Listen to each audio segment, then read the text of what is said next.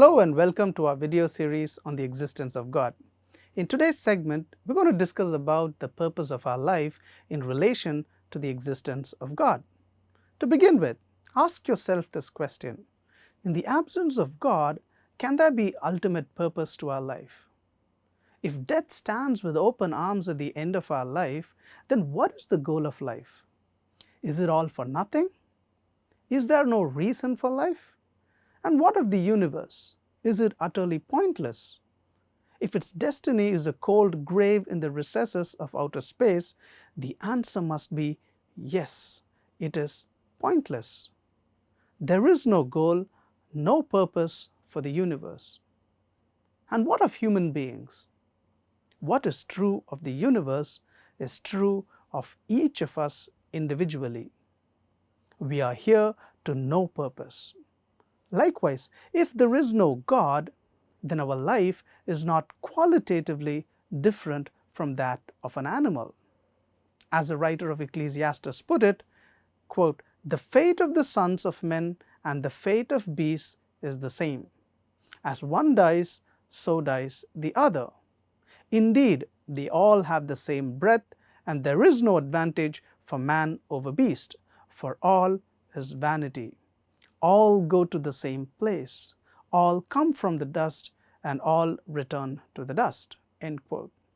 In this book, the writer shows the futility of pleasure, wealth, education, political fame, and honor in a life doomed to end in death.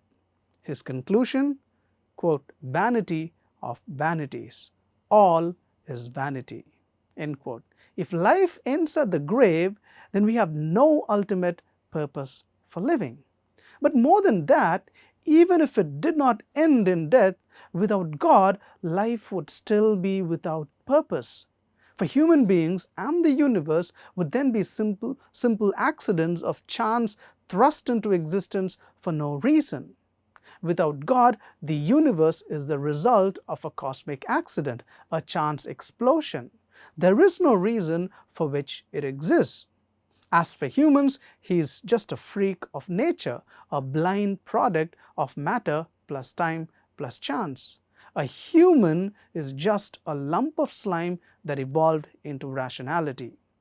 So if God does not exist, that means that humans and the universe exist to no purpose, since the end of everything is death, and that they came to be for no purpose, since they are only blind products of chance.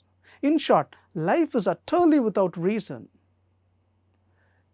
If God does not exist, then all we are left with is despair.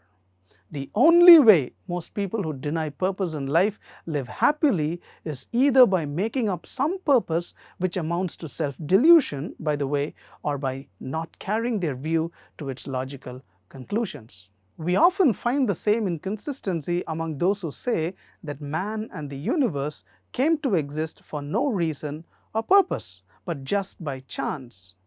Unable to live in an impersonal universe in which everything is the product of blind chance, these persons begin to ascribe personality and motives to the physical processes themselves. For example, molecular biologist Francis Crick speaks of natural selection as being clever and as thinking of what it will do.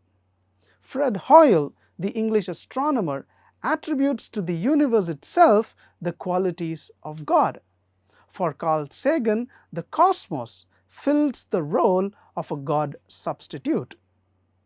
Though all these men profess not to believe in God, they smuggle in a God substitute through the back door because they cannot bear to live in a universe in which everything is the chance result of impersonal forces.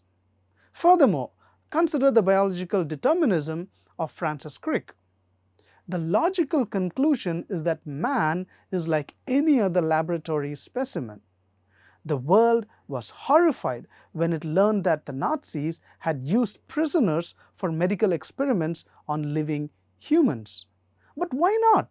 If God does not exist, there can be no objection to using people as human guinea pigs. The end of this view is population control, in which the weak and unwanted are killed off to make room for the strong. But the only way we can consistently protest this view is if God exists.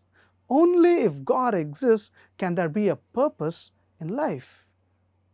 To sum up, a worldview without God is insufficient to maintain a happy and consistent life. Man cannot live consistently and happily as though life were ultimately without purpose. If we try to live consistently within the atheistic worldview, we shall find ourselves profoundly unhappy. If instead we manage to live happily, it is only by giving the lie to our worldview. Thank you so much for watching, and God bless you.